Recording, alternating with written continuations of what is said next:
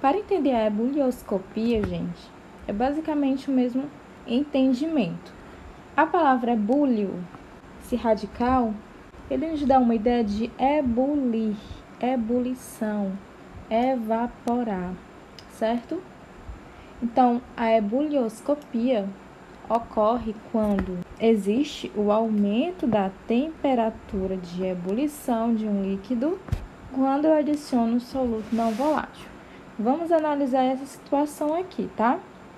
Imagina que eu peguei um recipiente com água e ao nível do mar eu coloquei essa água para ferver. Ao nível do mar, nós sabemos que a água entra em ebulição a 100 graus Celsius. Então, vamos imaginar que nós estamos ao nível do mar. Está aquecendo, a temperatura está subindo, né? Então, vamos supor que veio para 50.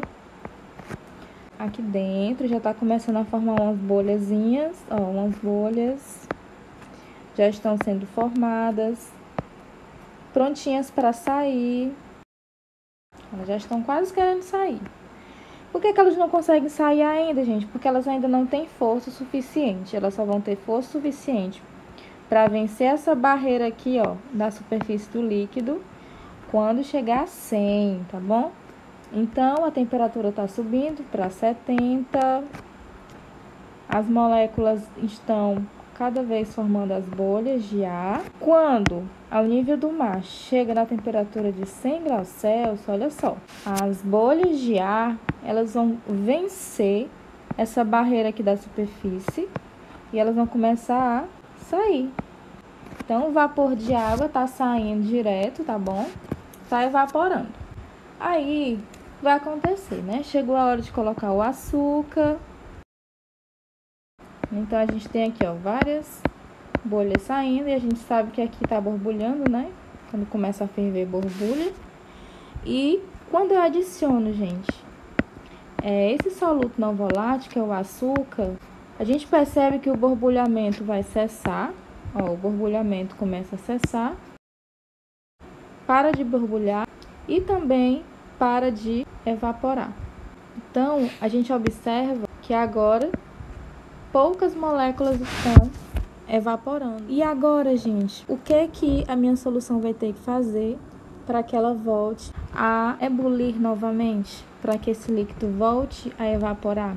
As moléculas de água não estão mais conseguindo sair do líquido, mesmo tanto na temperatura de 100. Quando eu adicionei o soluto não volátil, elas perderam essa força para ebulir. Por quê, gente? Justamente por conta do sal. O sal que cai aqui, ó, ele vai começar a prender as moléculas de água. Essa daqui que queria sair já foi presa pelas moléculas de sal. Entenderam, gente? Então, é por isso que quando a gente joga um soluto não volátil, a gente não consegue ter muito vapor de água. Para que essas moléculazinhas aqui azuis, ó, que foram presas, consigam sair novamente, elas precisam de mais energia. Então, esse sistema continua sob o fogo e a temperatura aumenta. Aí chega aqui em 110.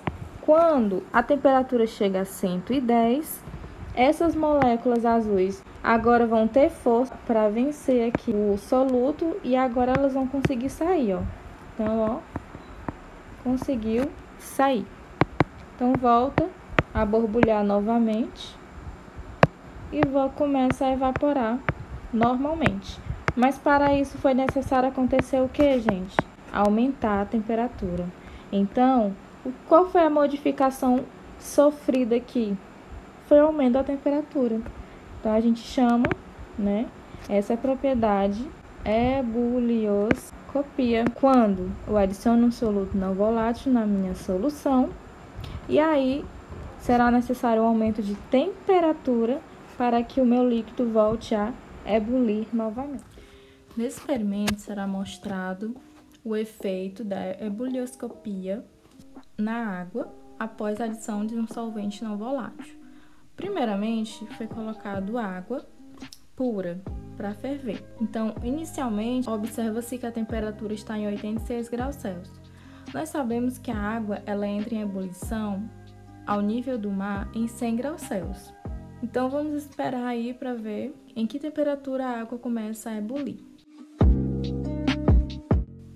Então, a gente observa que a água já está entrando em ebulição e ela ferveu em exatamente 94 graus Celsius. Não foi 100, porque esse local onde está sendo feito o experimento não é a nível do mar. Tem uma maior altitude nesse local, então por isso que a água ferveu a 94.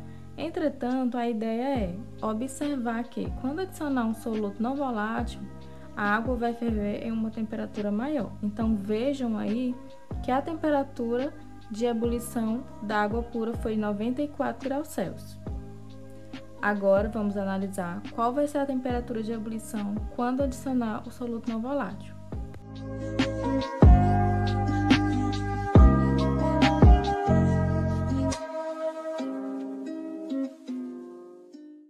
Vejam que a água já está começando a ferver em 94 graus Celsius, só que a gente observa que ela realmente ferve em 96. O que a gente observou? Que agora a água com o sal, ela entrou em ebulição em uma temperatura maior, comprovando a propriedade da ebulioscopia, que diz o quê? Com a adição de um soluto não volátil, ocorre o aumento da temperatura de ebulição. Então, percebam que a temperatura de ebulição agora é 96, 97 graus Celsius, comprovando que realmente houve um aumento da temperatura de ebulição.